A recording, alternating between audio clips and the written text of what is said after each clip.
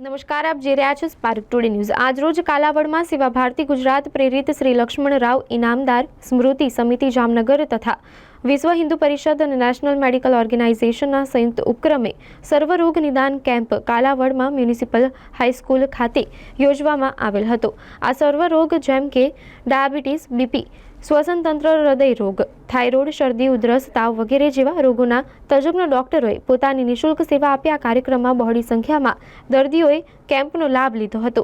આ કાર્યક્રમમાં સર્વપ્રથમ દીપ પ્રાગટ્ય તથા અતિથિ તથા બધા ડોક્ટરોનું સન્માન કરવામાં આવ્યું હતું। ત્યારબાદ આદરણીય શ્રી ભાનુભાઈ પટેલે શ્રી ડોક્ટર બાબા સાહેબ આંબેડકર વિશેની વાતો કરી અને આશીર્વચન આપ્યું હતું।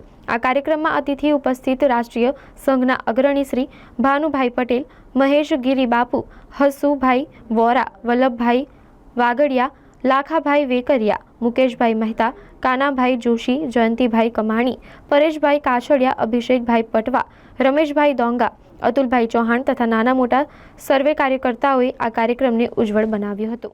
સહયોગ આપતા હોય છે, આર્થિક સહયોગ પણ આપતા હોય છે। એના પરિવારજનો, ઉપસ્થિત આગેવાનો,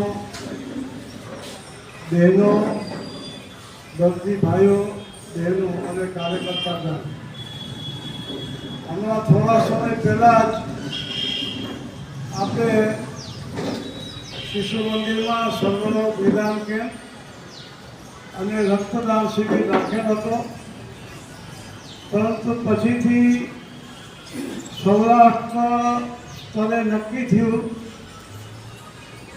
કે ડૉક્ટર બાબા સાહેબ આંબેડકરનો જન્મદિવસ 14 એપ્રિલે છે, તો આ પ્રકારે વૈદ્યકીય સેવા કાર્ય કરીને એક સામાજિક સમરસતા દિવસ તરીકે ડૉક્ટર બાબા સાહેબ જન્મદિવસ આપણે શા માટે ન ઉજવીએ?